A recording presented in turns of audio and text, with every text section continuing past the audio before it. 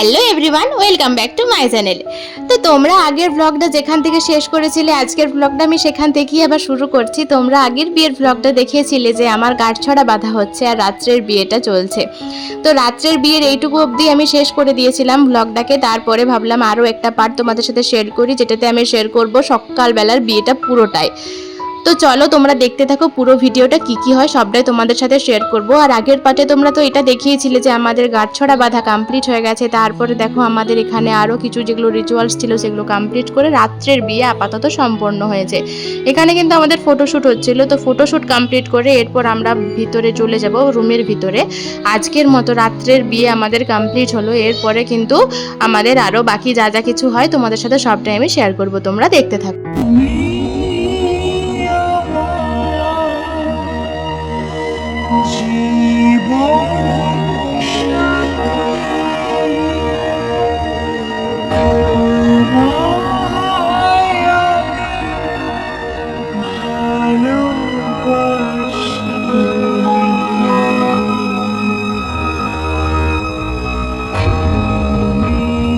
তোমরা যেমনটা দেখতে পেলে যে রাত্রের বিয়েটা কমপ্লিট করে আমরা নিজেদের রুমে ঢুকে গিয়েছিলাম বাসর ঘরের জন্য। তারপরে কিন্তু রাত্রেবেলায় আমাদের শুটিং হয়েছিল। খাওয়া দাওয়া কমপ্লিট করে রাত 3:30টার সময় আমরা একটুখানি ফটোশ্যুটের জন্য বাইরে এসেছিলাম। আমাদের যারা ছিলেন ফটোগ্রাফার তারা বলছিলেন যে এখানে আসতে এবং এখানটাতে কয়েকটা ফটো নেবে আর কি। তো সেই কারণেই দেখো আমি এখানে সেরকমভাবেই শ্যুটিংটা শুরু হয়ে গেছে। আর আমার কাছে পুরো রাত্রের ভিডিওর কোনো ক্লিপ নেই, মানে যা যা কিছু হয় সবটা তোমাদের সাথে শেয়ার করা আমার সম্ভব হয়নি। আমার কাছে যেটুকু ছিল সবটা আমি তোমাদের সাথে শেয়ার করার চেষ্টা করেছি, তবে সব মানে ম্যাক্সিমামটা শেয়ার করার চেষ্টা করেছি আর কি। তো যেমন কন্যাদানের ভিডিও হয়, তারপরে আরও যা যা রিচুয়ালস হয়, প্রচুর নিয়মকানুন থাকে একটা বিয়ে বাড়িতে, তোমরা হয়তো জানো। তো সমস্ত কিছু তোমাদের সাথে শেয়ার করতে পারিনি আমি, শর্টে আমার কাছে যেটুকু যা কালেক্ট করতে পেরেছি সেটা আমি তোমাদের সাথে দিয়ে দিচ্ছি। আর এখানে যে আমাদের ফটোশ্যুটটা হচ্ছে, ফটো সেশনটা হচ্ছে, সেটা তোমরা দেখতে থাকো। এই এত রাতে পেটে এত খিদে নিয়ে শুটিং করতে ইচ্ছে একদমই করছিল না, মুখে হাসি তো আসছিলই না, জোর জবরদস্তি বলছিল হাসো হাসো, এক্সপ্রেশন দাও। কিভাবে এক্সপ্রেশন আসবে? খালি পেটে কি কারোর এক্সপ্রেশন আসে? তারপরে আমি এত পেটুক মানুষ, পেটে খাবার না পড়লে আমার আবার মাথা কাজ করে না। সেখানে আমাকে খালি পেটে বলছে 3:30টার সময় এক্সপ্রেশন দিতে। এত ভালো ভালো খাবার হয়েছে, সেগুলোকে ছেড়ে দিয়ে যে আমি এক্সপ্রেশন দিচ্ছি সেটাই আমার জন্য এনাফ। যদিও সকাল থেকে উপোস দেওয়ার পরে অতিরিক্ত কিছু খাবার চাহিদাটা একদমই ছিল না। তো যাই হোক, দেখো তোমরা যেমনটা এখানে দেখতে পাচ্ছ যে আমাদের সকালবেলাকার আবার সকলে মিলে রেডি হয়ে গেছি এবং আমার বরমশাই এখানে যজ্ঞে বসে পড়েছে।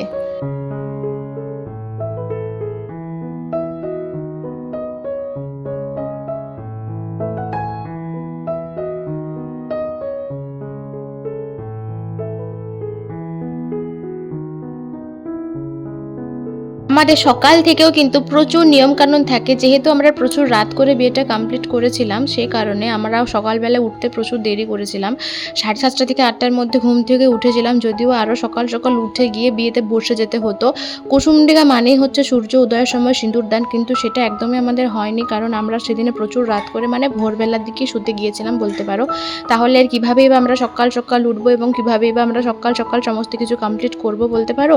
তাই আমার কিন্তু শ্বশুরবাড়ি পৌঁছতে বিকেল 3:30টার মতো বেজে গিয়েছিল। যদিও আমার বাড়ির থেকে শ্বশুরবাড়ির ডিস্টেন্সটা হচ্ছে মাত্র 5 মিনিটের, তাও কিন্তু আমাদের প্রচুর দেরি হয়ে গিয়েছিল শুধুমাত্র ওই একটাই কারণের জন্য।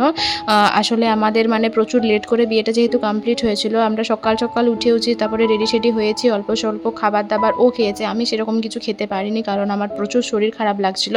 একটা মেয়ে সকাল থেকে উপোস দিয়ে, মানে একটা মানুষ যেই হোক সকাল উপোস দিয়ে তারপরে আবার যদি তাকে এত কিছু খেতে দেওয়া হয় সে কখনোই খেতে পারে না। সে কারণে হয়তো আমার অ্যাসিডিটি হয়ে গিয়েছিল, প্রচুর শরীর খারাপ করে দিয়েছিল, তাই আমি কিচ্ছু খেতে পারিনি।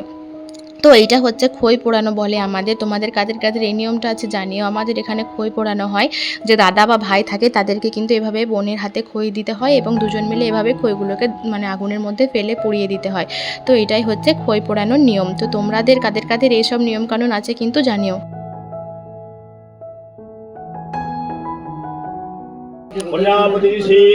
রূপস্থির জ্যোতিষ্মতির ছন্দ অগ্নির দেবতা রাজহোমে বিনিয়োগ ওং তো আমি চাইলে ভিডিওগুলোকে কাটছাট করে তোমাদের সামনে একটা ভিডিওর মধ্যে পুরোটা তুলে ধরতে পারতাম, কিন্তু এই যে আমি আগেই বলেছি আমি চাই না কোনো ছোট থেকে ছোটোতম ক্লিপও আমার ফোন থেকে ডিলিট হয়ে যাক। মানে ফোন থেকে ডিলিট হয়ে গেলেও যেন সেগুলো আমি ভবিষ্যতে দেখতে পাই। আর আমার যেহেতু বিগত সময়ে প্রচুর চ্যানেল উড়ে গেছে, প্রচুর চ্যানেল আমার ডিঅ্যাক্টিভেট হয়ে গেছে, সেই কারণে আমি চাইছি যে সমস্ত কিছু এটাতেই থাক এবং আমি কোনো রকমের কোনো ভুল করতে চাই না। আর আগে কি ভুল করেছিলাম সেটা যদিও বা আমার জানা নাই, আর তাও আমার কিন্তু কোনো ভুলের কারণ ছাড়াই আমার অনেক কটা চ্যানেল ইউটিউব থেকে ডিঅ্যাক্টিভেট করে দেওয়া হয়েছে, সাসপেন্ড করে দেওয়া হয়েছে। তো যাই হোক, সেসব পুরনো কথা বাদ দাও, আমি আর নতুন করে কোনো ভুল করতে চাইছি না। সেই কারণে আমি যদিও বা কোনো সং ইউজ করতাম, এখন সমস্তটা নিজের ভয়েসে দেওয়ার চেষ্টা করি, যাতে করে আমার কোনো রকমের কোনো ভুলের কারণে যেন আমার এই চ্যানেলটা অন্তত চলে না যায়।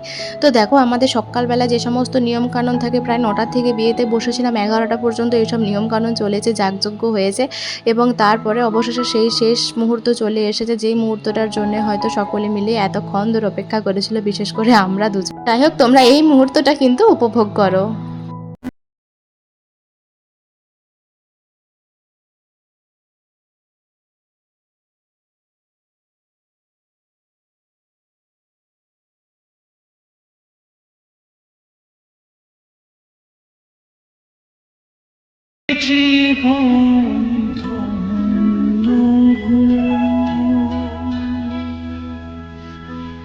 স্মৃতিরে একটু সিঁদুরে।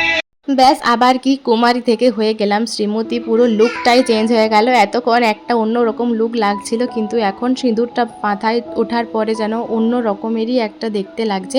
তো কুমারী থেকে শ্রীমতী হয়ে গেলাম, আর এই জার্নিটা কিন্তু একদমই সহজ ছিল না। কুমারী থেকে শ্রীমতী হওয়ার মধ্যে এত এত এত বাধা এসেছে, এত কিছু বিপদ এসেছে, এত অবস্টাকেলস আমরা পার করেছি, কিচ্ছু বলার নেই।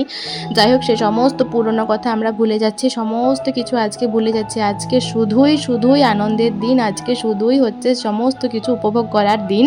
আজকে পুরনো কিছু ভেবে মন খারাপ করার একদম দিন নয়। সেই কারণে সমস্ত কিছুকে মাথার থেকে বার করে দিয়ে নতুন করে সমস্ত কিছু শুরু করার দিন আজকের থেকে। তাই আজকের থেকে কোনো পুরনো বিষয় নিয়ে ভাবনা চিন্তা হবে না, ওসব মাথার থেকে বার করে দিলাম এবং ভবিষ্যতে যাতে ভালোভাবে থাকতে পারি, ভালোভাবে যাতে এগিয়ে যেতে পারি। আরও অনেকটা পথ এখনও চলা বাকি রয়েছে, অনেক অনেক অনেক স্বপ্ন পূরণ করা বাকি রয়েছে। সেই সমস্ত কিছু পূরণ করার শপথ নিলাম আজকের থেকেই শুরু হলো আমাদের নতুন জীবনের একটি অধ্যায়।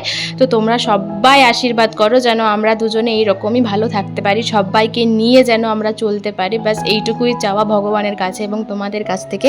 সকলে মিলে আমাদেরকে প্রে করো। তো দেখো, আমাদের বিয়েটা কমপ্লিট হয়ে গেছে এবং সিঁদুরদান কমপ্লিট হয়ে যাওয়ার পরও কিন্তু আমাদের ছাড় দেওয়া হয়নি, আরও প্রচুর নিয়ম ছিল। তারপরে এখানে দেখো, ছোট বাচ্চাদেরকে কোলে বসিয়ে মিষ্টি খাওয়াতে হয়। এই নিয়মটা কাদের কাদের আছে জানিও, আমি দেখেছি অনেকেরই এই নিয়মটা থাকে। তবে কাদের কাদের রাত্রে, বিয়ের দিন রাত্রে হয়, কারুর আবার সকালেও হয়। তো আমাদের যেমন বিয়ের দিন সকালে হয়েছিল। এইদিকে আমার দেখো, সিঁদুরদান কমপ্লিট হয়ে যাওয়ার পরে ছবি তুলে হোয়াটসঅ্যাপ স্ট্যাটাস কিন্তু আমি ঠিকই লাগিয়ে দিয়েছি আর চ্যাট করতেও বসে পড়েছি।